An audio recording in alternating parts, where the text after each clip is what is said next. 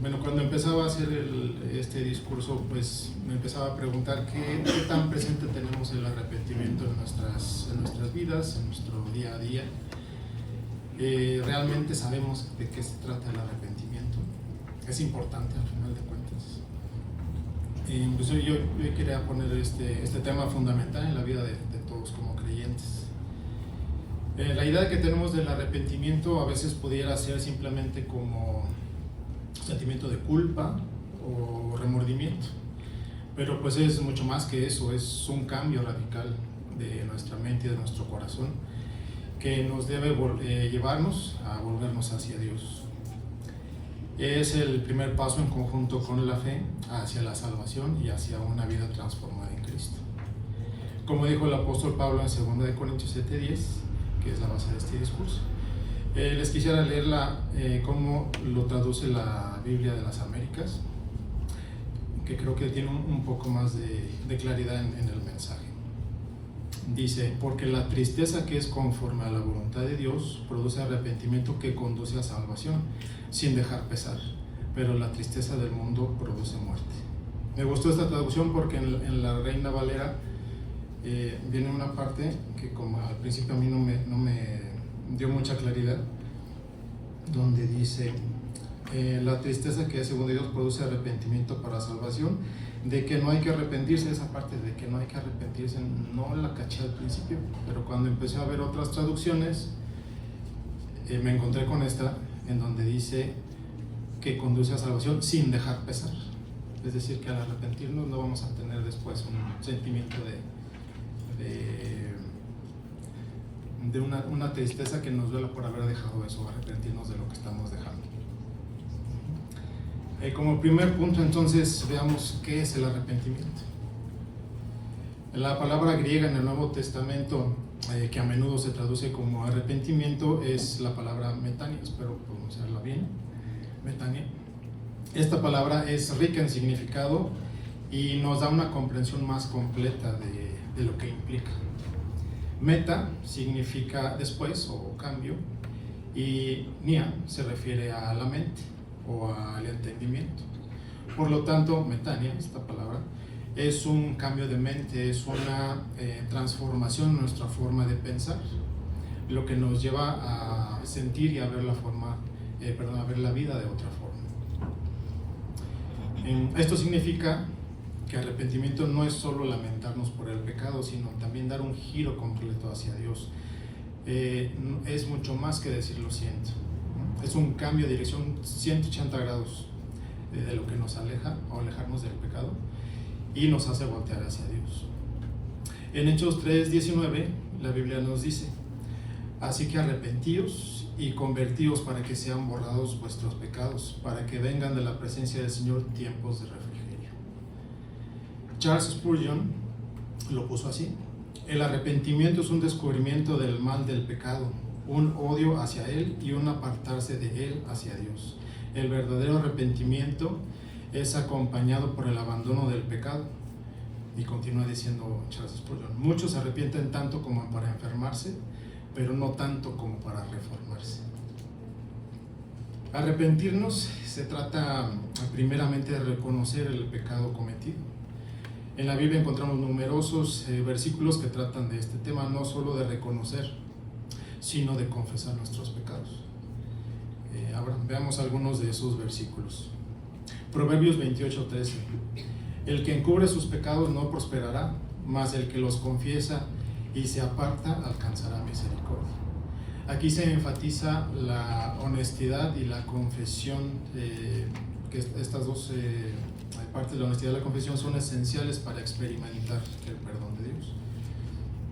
Primera de Juan 1:9: si confesamos nuestros pecados, Él es fiel y justo para perdonar nuestros pecados y limpiarnos de toda maldad.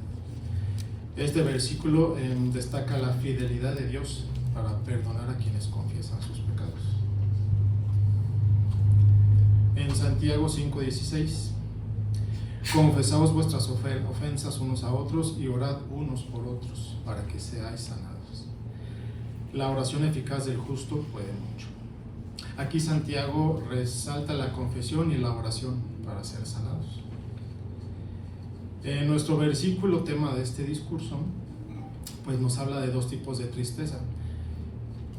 Si ponemos atención, vemos que habla de la tristeza conforme a la voluntad de Dios, y la otra tristeza es la tristeza del mundo. Aquí Pablo pone énfasis en la naturaleza transformadora de la tristeza que surge cuando reconocemos nuestras fallas ante Dios y buscamos reconciliación con Él. La tristeza conforme a la voluntad de Dios, en la Reina Valera, como les comentaba hace un momento, ahí menciona que es tristeza que es según de Dios, pero creo que la traducción que viene en esta versión, la tristeza conforme a la voluntad de Dios, creo que nos da un poco más de sentido de qué es lo que se trata. Esta tristeza conforme a la voluntad de Dios nos lleva a un arrepentimiento genuino, a una transformación del corazón y a un cambio en nuestro comportamiento. En contraste, la tristeza del mundo puede estar acompañada de culpa. Si podemos sentirnos culpables de algo, nos puede llevar a desesperación y a remordimientos, pero esos no nos van a conducir a una solución espiritual. Dice el pastor John MacArthur, no es más que el orgullo herido por haber sido sorprendidos en un pecado y no haber podido satisfacer sus deseos carnales. MacArthur continúa diciendo, el arrepentimiento no puede ocurrir sin tristeza genuina por el pecado propio. Pablo decía que el arrepentimiento pertenece al campo o a la esfera de la salvación. El arrepentimiento está en el corazón mismo de la salvación y es su demostración por excelencia. Los que antes eran incrédulos se arrepienten de sus pecados de manera continua para mantener el gozo y la bendición de su relación con Dios Padre. Eso es lo que nos comenta John MacArthur. El propósito de esta tristeza divina es servir como herramienta, una herramienta que Dios utiliza para acercarnos a Él, mostrando su amor y su misericordia, y cómo este proceso guía a la salvación y a una vida renovada. Tim Keller, un pastor y teólogo estadounidense que ya falleció en el 2023 a los 72 años por cáncer de páncreas, dijo Tim Keller, el verdadero arrepentimiento comienza donde terminan el encubrimiento, la transferencia de culpa, la autocompasión y la autoflagelación. Es decir, que termina cuando dejamos de tener nuestro secreto guardado, cuando dejamos de encubrirlo, cuando le echamos la culpa a alguien más o cuando nos autocompadecemos por lo que estamos realizando. ¿Recuerdan el arrepentimiento del rey David después de su pecado con Betsabé? Donde su tristeza lo llevó a clamar por perdón en el Salmo 51. Aunque esta tristeza puede ser dolorosa, lleva a una restauración profunda y a una relación más fuerte con Dios. Es una tristeza que termina en esperanza y alegría. Y esto nos lleva a nuestro segundo punto, la necesidad del arrepentimiento. Podríamos pensar que una vez que reconocemos el pecado es suficiente con dejarlo, simplemente ya no volverlo a ver y podría ser suficiente, ¿no? A veces podemos pensar que es así. Pero ¿recuerdan cómo comenzó Jesús su ministerio? Comenzó con un llamado al arrepentimiento. En Marcos 1:15, después de haber sido bautizado por Juan, de ser tentado en el desierto por Satanás, de que Juan fuera encarcelado, Jesús declaró, cuando iba predicando hacia Galilea, el tiempo se ha cumplido y el reino de Dios se ha acercado. Arrepentíos y creer en el Evangelio. Claramente vemos que el arrepentimiento es el primer paso en conjunto con la fe para entrar en el reino de Dios. Es un acto de humildad donde reconocemos nuestra necesidad de su misericordia y gracia.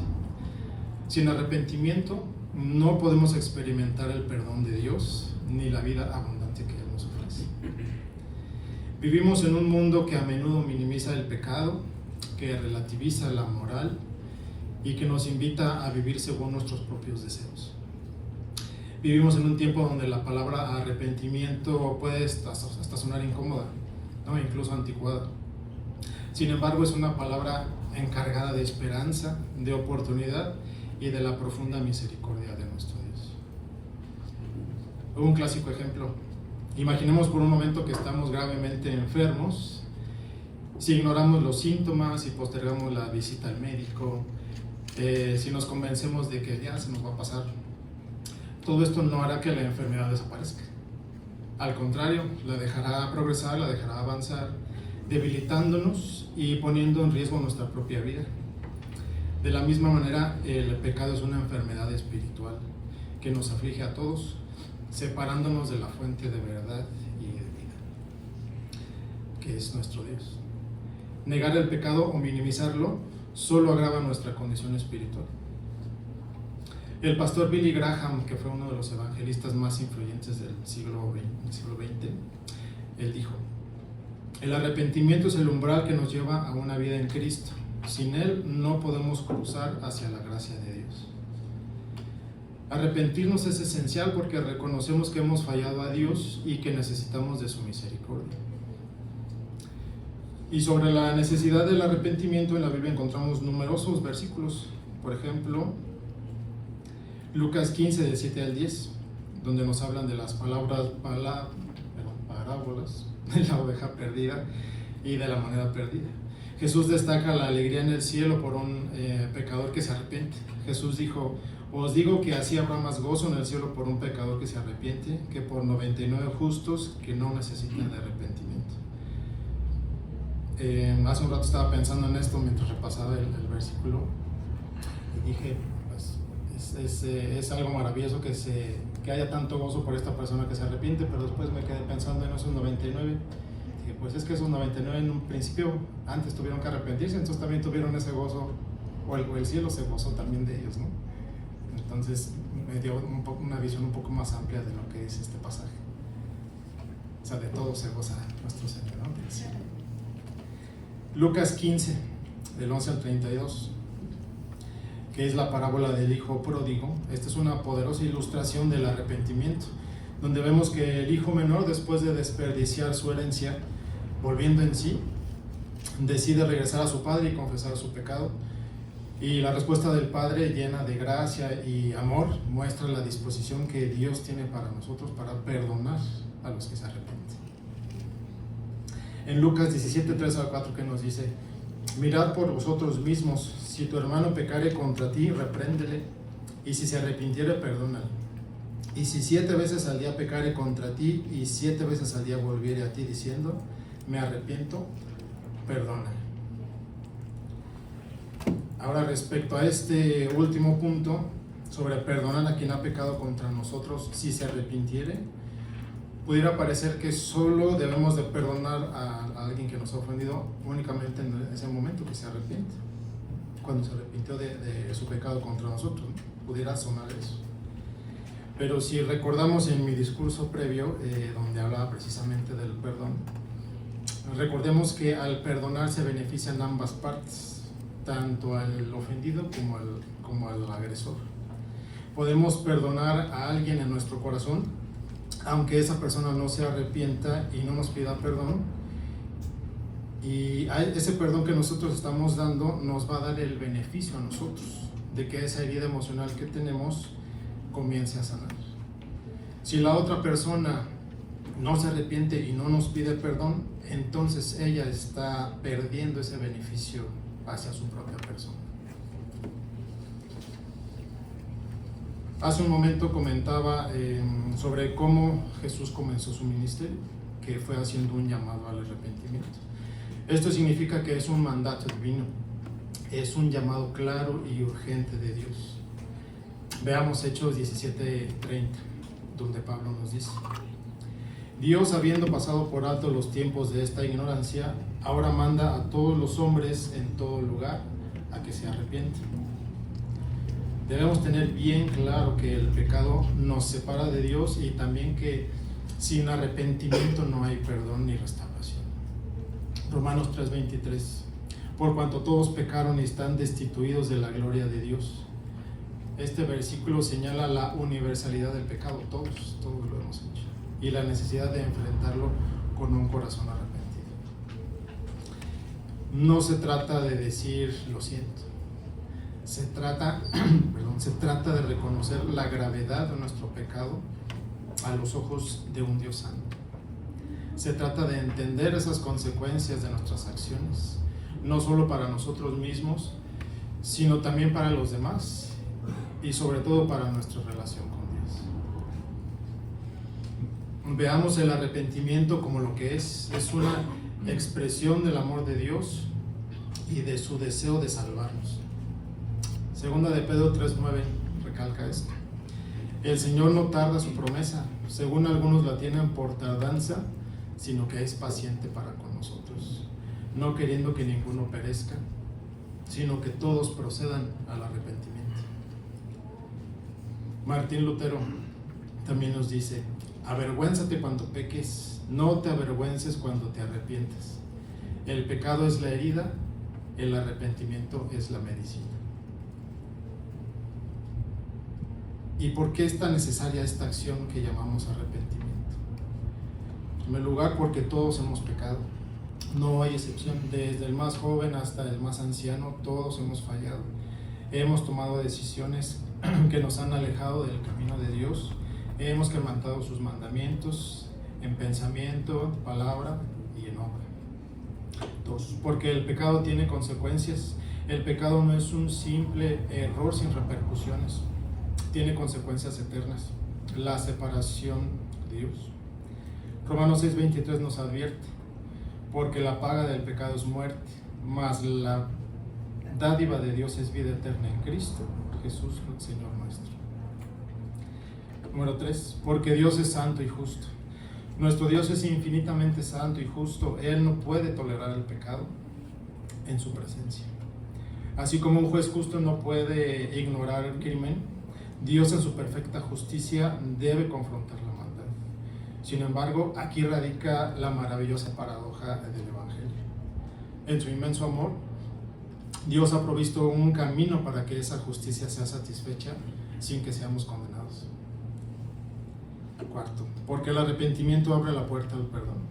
El arrepentimiento es la llave que abre la puerta a la misericordia y al perdón de Dios. Cuando con un corazón sincero reconocemos nuestro pecado, nos humillamos ante su santidad y nos apartamos de nuestra maldad, Dios promete perdonarnos. Y por último, el quinto punto, porque el arrepentimiento nos lleva a una vida transformada. ¿Y esta vida transformada en qué o cómo la podemos ver? Que nos lleva a nuestro tercer punto de este discurso: los frutos del arrepentimiento. El arrepentimiento genuino o verdadero produce un cambio visible en nuestras vidas. En Mateo 3:8 podemos ver a Juan el Bautista que exhortó: haced pues frutos dignos de arrepentimiento. Esto significa que nuestras acciones deben reflejar el cambio que ha ocurrido en nuestro corazón.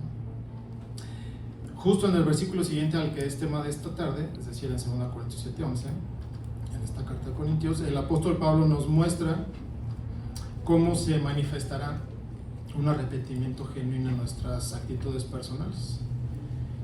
2 Corintios 7:11 dice: porque he aquí esto mismo de que hayáis sido contristados según Dios, qué solicitud produjo en vosotros, qué defensa, qué indignación, qué temor, qué ardiente afecto, qué celo y qué vindicación. En todo os habéis mostrado limpios en el asunto. Cuando lo leí no me quedó muy claro, pero John MacArthur sale a ayudarnos a entender esto. Él nos ayuda a identificar esas actitudes de este arrepentimiento verdadero de las que habla Pablo. En primer lugar menciona la solicitud. Y John MacArthur nos dice que una mejor traducción sería diligencia o disposición. Se trata de buscar la justicia con diligencia o iniciativa. Esta actitud pone fin a la indiferencia frente al pecado y a la complacencia en la maldad y el engaño. También nos habla de la defensa. Es un deseo de limpiar la reputación personal del estigma que acompaña al pecado. El pecador arrepentido restaura la confianza y la seguridad de los demás al dar a conocer su arrepentimiento genuino. ¿Cuántas veces alguien que nos ha hecho algo, o nosotros mismos que hacemos algo y nos arrepentimos con esa persona, pues la otra persona nos empieza a ver tal vez como que podemos empezar a ganar nuevamente su confianza? Es lo que nos habla esta manifestación. Otra es la indignación. El arrepentimiento produce enojo contra el pecado y desagrado hacia la vergüenza que ha traído sobre el nombre del Señor y sobre su pueblo. Otra manifestación es el temor. Es reverencia a Dios, quien es el más ofendido por nuestro pecado. El arrepentimiento lleva a un temor sano de aquel quien castiga y juzga todo pecado. En 2 Corintios 7:11 también vemos el ardiente afecto, que puede traducirse como anhelo ferviente, y se refiere al deseo intenso del pecador arrepentido para restaurar la relación con aquel en contra de quien ha pecado. Y John MacArthur nos continúa mencionando las últimas 3 manifestaciones, que es el celo. Se refiere a amar a alguien o algo tanto que uno aborrece cualquier persona o cosa que haga daño al objeto de este amor. La vindicación podría traducirse como vengar a los agravios y se refiere al deseo de ver que se haga justicia. El pecador arrepentido ya no trata de protegerse a sí mismo, ahora quiere ver que el pecado sea vengado sin importar cuánto pueda costarle. Y por último, la última manifestación son limpios en el asunto. Es la última que nos comenta Pablo en este versículo 7:11. Limpios en el asunto es integridad. La esencia del arrepentimiento es una búsqueda agresiva de la santidad. Cuando nos arrepentimos, dejamos atrás las obras de la carne y comenzamos a vivir en obediencia a Dios. Y sobre estas manifestaciones del arrepentimiento genuino, entonces, ¿qué frutos podemos esperar? En primer lugar, el fruto del perdón y la paz. El primer y más dulce fruto del arrepentimiento es la certeza del perdón divino. Cuando confesamos nuestros pecados con un corazón sincero, la promesa de Dios es clara. Él es fiel y justo para perdonar nuestros pecados y limpiarnos de toda maldad. Este perdón trae consigo una paz que sobrepasa todo entendimiento, una liberación del peso, la culpa y la condenación. Ya no vivimos bajo la sombra del pasado, sino bajo la luz de la gracia redentora. Como el salmista experimentó, bienaventurado aquel cuya transgresión ha sido perdonada y cubierto su pecado. Segundo fruto, una relación restaurada con Dios. El pecado nos separa de nuestro Creador, interrumpe la comunión íntima que Él desea tener con nosotros. El arrepentimiento derriba ese muro de separación. Al volvernos a Dios, experimentamos una restauración de nuestra relación con Él como Padre. Podemos acercarnos con confianza a su trono de gracia, sabiendo que hemos sido reconciliados por medio de la sangre de Jesucristo. La oración se vuelve un diálogo vivo, la lectura de su palabra una fuente de guía y consuelo, y su presencia una realidad palpable en nuestras vidas. Recordaba cuando nuestro pastor Jorge nos comenta que hay veces que sentimos que nuestra oración no pasa el techo, pero cuando tenemos este fruto de relación restaurada con Dios, pues ya esa oración sentimos que es una comunicación viva. Otro fruto es la transformación del carácter. El arrepentimiento genuino inicia una obra de transformación en nuestro interior. El Espíritu Santo comienza a moldear nuestro carácter a la imagen de Cristo. Dejamos atrás las viejas maneras de pensar y de actuar y nos revestimos de una nueva naturaleza, creada a imagen de Dios en justicia y en santidad. El fruto del amor y la compasión por los demás. Un corazón arrepentido se vuelve más sensible al dolor y a las necesidades de los demás. Habiendo experimentado la gracia y el perdón de Dios, somos impulsados a extender esa misma gracia y compasión a quienes nos rodean. El egoísmo se desvanece y surge un deseo genuino de servir, de perdonar y de amar a nuestro prójimo como a nosotros mismos. El fruto de la esperanza y la confianza en el futuro. El arrepentimiento nos afirma en la esperanza viva que tenemos en Jesucristo. Sabemos que nuestros pecados han sido perdonados y que tenemos una herencia eterna en los cielos. Esta esperanza nos da fuerzas para enfrentar los desafíos de la vida con valentía y confianza. sabiendo que Dios está con nosotros y que su propósito para nuestra vida es bueno. El fruto del arrepentimiento nos libera del temor al futuro y nos llena de una expectativa gozosa de la gloria venidera. Como conclusión, ya en varias ocasiones mencioné el discurso previo en donde hablaba sobre el perdón y lo importante que es para nosotros como cristianos practicarlo. Mencionaba que si queremos fortalecer, en ese discurso, fortalecer nuestras relaciones de amistad, familiares o matrimonio, lo que requerimos es perdonar más. Podríamos seguir haciendo las mismas cosas y nuestras relaciones mejorarían sustancialmente si solo practicáramos más el perdón. También decía que la falta de perdón nos consume, nos desgasta estar constantemente castigando a los demás. Nos cansa recordar lo que nos hicieron y cuánto nos deben, cuánta atención, afecto y honor debemos retener hasta que sienta que han pagado suficiente. ¿Se acuerdan de esto? ¿Cuánta atención y afecto y honor retenemos? Eso lo tomé de un sermón del pastor Buddy Baca, si lo recuerdo. Se me quedó muy grabado esta parte de cuánto afecto, honor y ya te lo olvidé. El afecto, honor y la atención que retenemos. Y eso nos lleva a decir, hasta aquí, ya no puedo más con esto es demasiado costoso, y es cuando terminamos una relación. Terminaba ese discurso comentando que es hasta que nos damos cuenta que necesitamos este perdón porque nosotros somos pecadores, tanto así como aquellos que nos ofendieron. Es hasta ese momento en que nos damos cuenta que necesitamos ser perdonados también. Uno de los aspectos más hermosos del arrepentimiento es que nos lleva a ese perdón y a una restauración. Dios no solo nos perdona, sino que nos restaura y nos da un nuevo comienzo.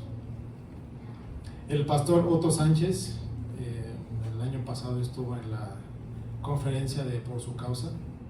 Algunos tuvimos la bendición de poder ir a estas pláticas.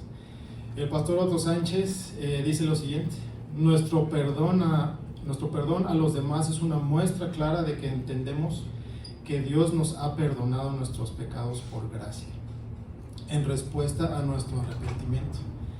De igual forma, no perdonar es indicador de un corazón rebelde contra Dios. ¿Y qué es lo que un verdadero arrepentimiento conlleva?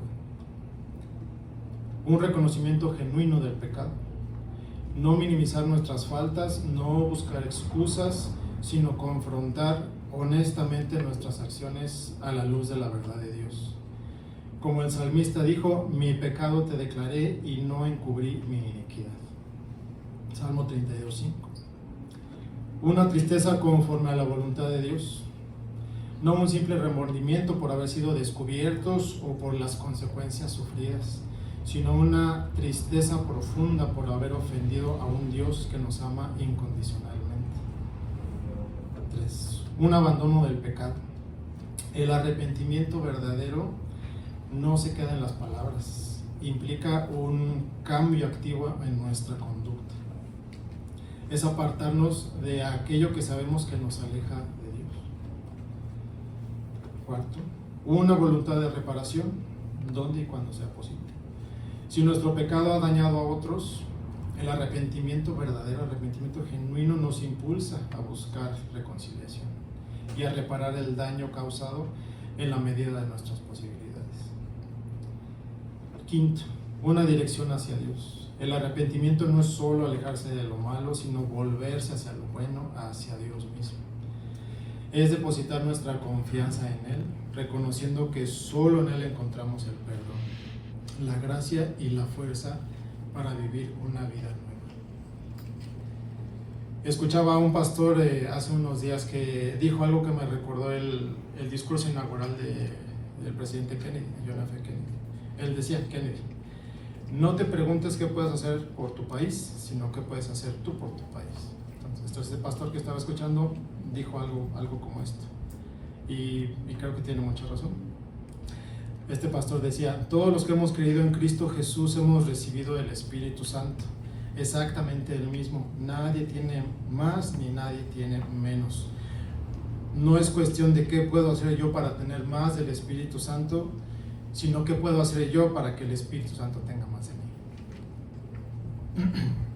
De rendirnos a Él y así hacer la voluntad de Dios. Hermanos, el arrepentimiento es un regalo de Dios que nos permite volver a Él. No importa cuán lejos hayamos estado, su misericordia está disponible para todos los que se arrepienten de corazón. No es un castigo, sino una invitación a la libertad. Es soltar las cadenas del pecado que nos atan y abrazar la vida abundante que Dios tiene para nosotros. El arrepentimiento no es un acto único que realizamos para ser salvos y luego olvidarnos. Es una actitud continua. Cada día somos llamados a examinar nuestros corazones, a reconocer nuestras fallas y a volvernos a Dios con humildad y sinceridad. Oremos a Dios. Padre bendito, Señor, gracias, Señor, por la palabra que tienes para nosotros, Señor, que nos da instrucción para poder ponerla por obra, Señor. Grábala en nuestro corazón, Señor, en nuestra mente. Llénanos de tu espíritu, fortalece nuestra fe, Señor. Permite que podamos ser transformados a la imagen de tu Hijo Cristo Jesús, Señor. Bendícenos, te lo ruego en el nombre bendito y poderoso de tu Hijo Cristo Jesús. Amén.